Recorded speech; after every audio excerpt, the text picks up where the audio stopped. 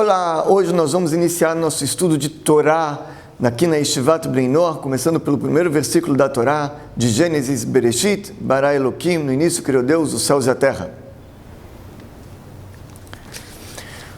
No nosso estudo aqui na Yeshivat sobre a Torá, nós vamos nos deter principalmente na parte literal da Torá, ok? Você que é nosso caro aluno, está começando agora com a gente. A Torá, ela tem vários níveis de interpretação.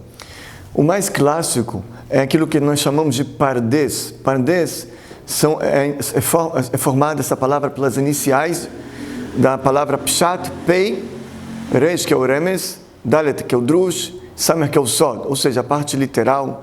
Depois tem a parte homilética, tem a parte onde a gente pode estudar a Gemara, tem a parte da Kabbalah, que é o Sod, tem vários níveis. Dentro de cada nível desse, você tem muitas interpretações. O Rashi, algumas vezes ele traz, o Rashi é o famoso interpretador da Torá, o mais famoso comentarista da Torá, Rabbeinu Shlomo Yitzhaki. Ele viveu aproximadamente 1000 anos atrás, 960, mais ou menos anos atrás. Ele nasceu na França, é falecido na Alemanha, está enterrado no cemitério de Worms. Ele foi o maior comentarista da Torá, explicando a Torá, mas ele se detém basicamente na parte literal. Não entra na parte mística e nas outras partes.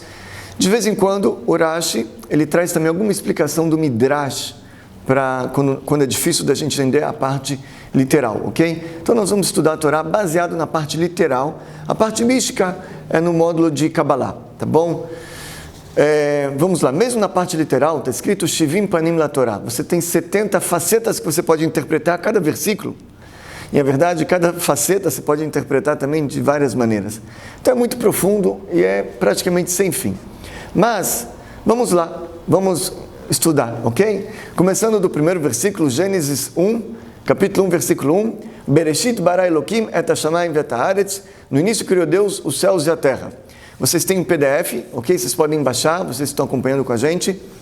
No início criou Deus os céus e a terra. Primeira pergunta que surge aqui, e que praticamente muitos comentaristas fazem: por que a Torá começa com a letra Beit, a segunda letra do alfabeto hebraico?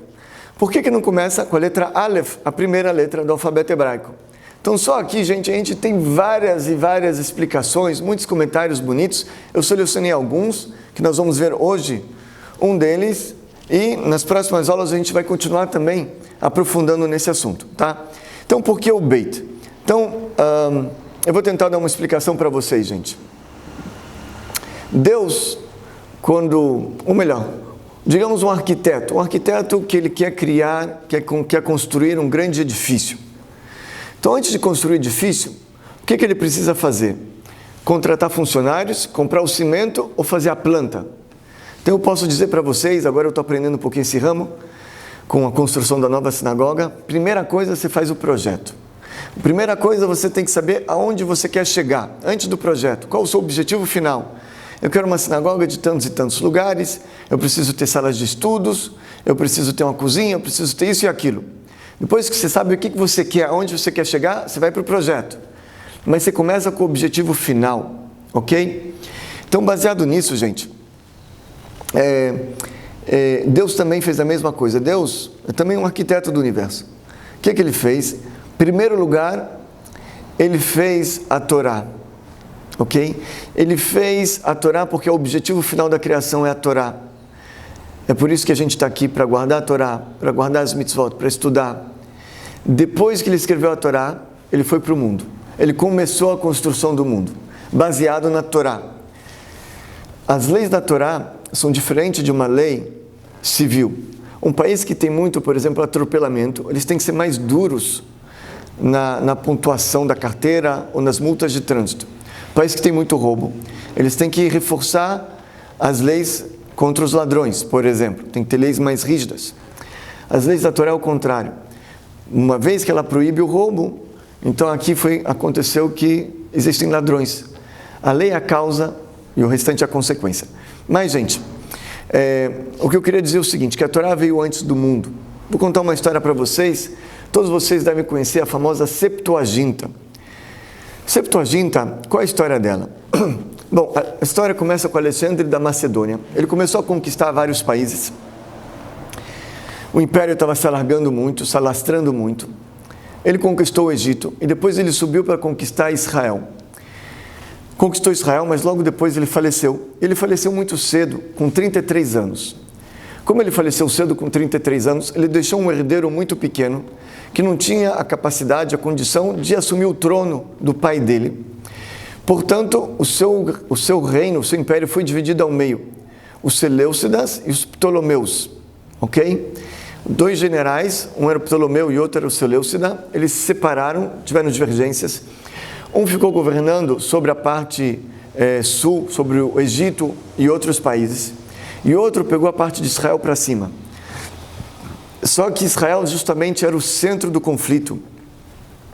Por alguns anos ficou sob domínio do Ptolomeu, que era do Egito, por alguns anos pelos Seleucidas, e assim foi. Quando chegou na época do Ptolomeu, se não me engano, Ptolomeu II, se não me falha a memória, ele resolveu que ele queria estudar a Torá, só que a Torá é em hebraico. Então o que vamos fazer? Vamos traduzir a Torá para o grego. Ele estava no Egito, mas lembrando que ele era da Macedônia, originalmente era uma dinastia grega. Então vamos traduzir a Torá para o grego. O que aconteceu? Para traduzir a Torá para o grego, ele precisava dos judeus, que sabiam também grego e o original o hebraico. O problema é que ele tinha a desconfiança que os judeus não iam traduzir a Torá corretamente. O que ele fez? Ele pegou 72 sábios do povo judeu, anciões, colocou cada um em uma casa, uma chácara fechada, e ele não podia sair de lá até que ele acabasse toda a tradução dos 5 livros da Torá, do Pentateuco, ok?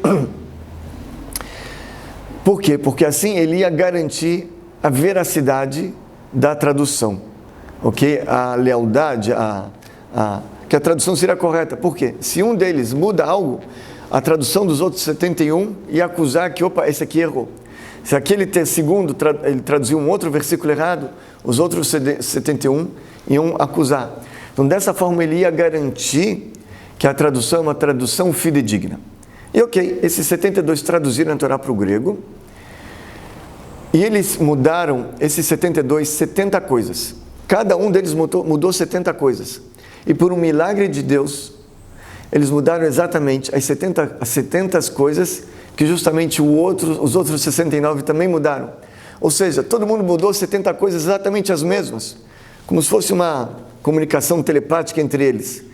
Mas Deus ajudou, foi um milagre, e assim foi. Qual foram as coisas que eles mudaram? Eu vou dar alguns exemplos, tá? Não vou falar os 70 aqui. Primeiro versículo da Torá, eles mudaram. Em vez de escrever Bereshit bara Elohim, no início criou Deus, os céus e a terra, eles colocaram Elohim bara Bereshit. Deus criou no início, em vez de Bereshit bara Elohim, que no início criou Deus os céus e a terra, ele escreveu Elohim bara Bereshit, que Deus criou no início os céus e a terra. Ok? Qual a diferença se eu falo no início criou Deus os céus e a terra, ou se eu falo que Deus criou no início os céus e a terra? Qual a diferença? A diferença é muito sutil. Porque se eles traduzissem literalmente Bereshit bara Elohim, no início criou Deus os céus e a terra, Ptolomeu ia acusar e falar, tá vendo, vocês também deviam ser politeístas, porque existe um tal de no início, que criou Deus os céus e a terra. Vocês estão vendo? Então, para que não desse pano para manga, para o Ptolomeu começar a cutucar os judeus e falar que eles deviam ser politeístas, que eles têm um tal de no início que criou Deus e os céus e a terra, eles traduziram que Deus criou no início os céus e a terra. Ok. Depois, mais um exemplo que eles mudaram também. Está escrito lá na Torá, Vaichal beyom hashvi melachto asher asah, que Deus, ele terminou no 7º dia o seu trabalho. A gente fala isso também no Kiddush de sexta-feira à noite, que Deus terminou no 7º dia o seu trabalho. Então ele podia falar, tá vendo, Deus também trabalhou no sábado, porque Deus terminou o seu trabalho no sábado. Por que vocês descansam no sábado, vocês judeus?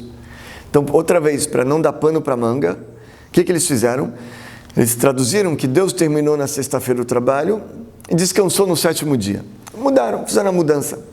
Como se explica esse versículo, gente? Tem Urashi, quando a gente chegar nesse versículo lá na frente, a gente vai interpretar da maneira correta. Mas o Ptolomeu não conhecia Urashi, e com a mente limitada dele, ele podia interpretar erroneamente. Então, os 70 sábios, eles fizeram isso, no início, Deus criou no início, e também Deus terminou no 6º dia, descansou no 7º, ok? O que mais que eles mudaram? Mudaram uma coisa também, está escrito lá que Deus fez o homem ao seu semblante. Não está escrito? Vaivra Elokim et Adam, Betzelem Elokim bara oto. Que Deus criou o homem, ao semblante de Deus, Deus fez ele. Então, para que o Ptolomeu não achasse que Deus tem uma forma, um formato humano, e dá pano para manga para ele inventar estátuas e idolatrias, ok? Eles mudaram. Eles colocaram, farei um homem com um semblante. Ok, para não dar pano para manga.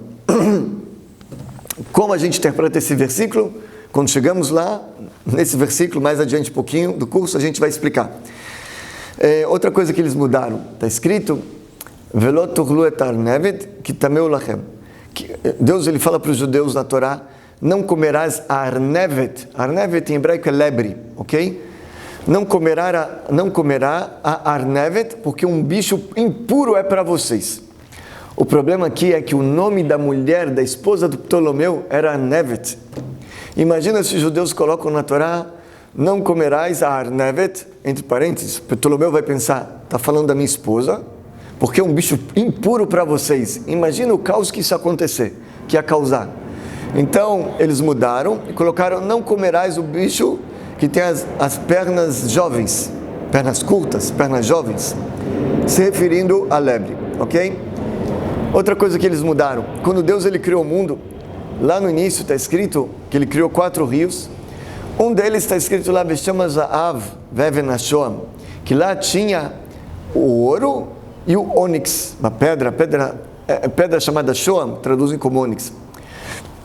Eles traduziram e colocaram que lá, que daquele rio tinha o quê? Tinha o antrax, tiraram o ouro e colocaram o antrax. Por quê? Porque na época do Ptolomeu, já tinham pegado todo o ouro que tinha lá.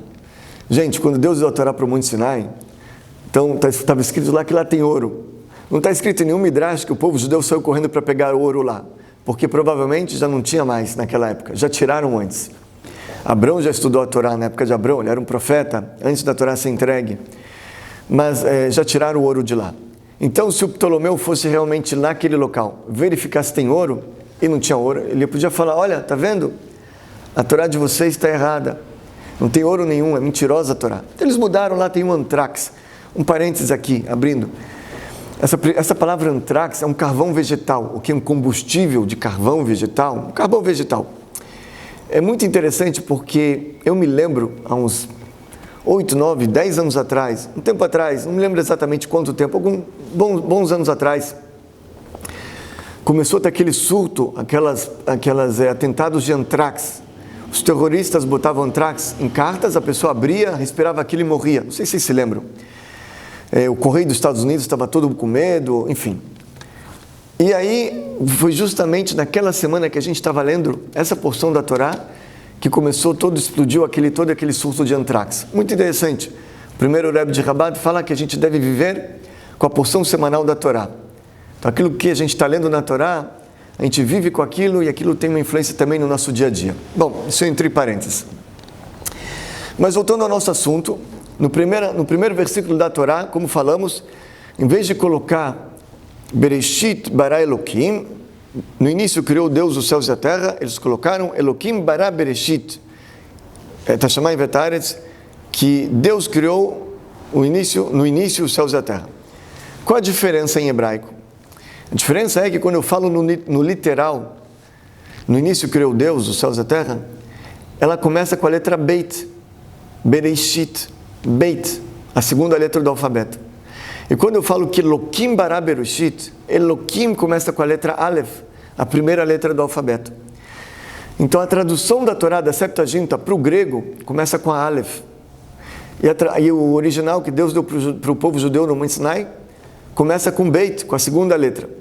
Quando isso aconteceu, o povo judeu ficou enciumado. Tinha muitos judeus que falaram, por quê? Por que a Torá deles começa com Aleph, primeira letra? Nós estamos em segundo plano, nós começamos só com Beit, a segunda letra, por quê? Que injustiça é essa? Eles não gostaram. E aí os sábios vieram com a seguinte explicação para eles. Meus caros, A Torá deles começa com Aleph, porque eles não têm nada acima do que está escrito. A criação deles começa com Aleph, porque aqui começa tudo para eles. A gente sabe que a criação é só o segundo plano. Para nós a criação veio depois. O primeiro plano da criação veio antes, veio com a Torá. Veio com a Torá. A Torá foi criada antes do mundo ser criado. Então, quando a nossa Torá, que foi entregue no Sinai, começa a falar sobre a criação do mundo, ela começa com a letra Beit. Para te ensinar isso aqui, é em segundo lugar. O mundo é em segundo lugar. O primeiro lugar, o Aleph, veio antes da criação do mundo, que é a própria Torá. Ok? Gostaram, gente? Legal. Então divulguem para os seus amigos, dê aqui uns 5 estrelas e eu vejo vocês então na próxima aula. Até lá, gente!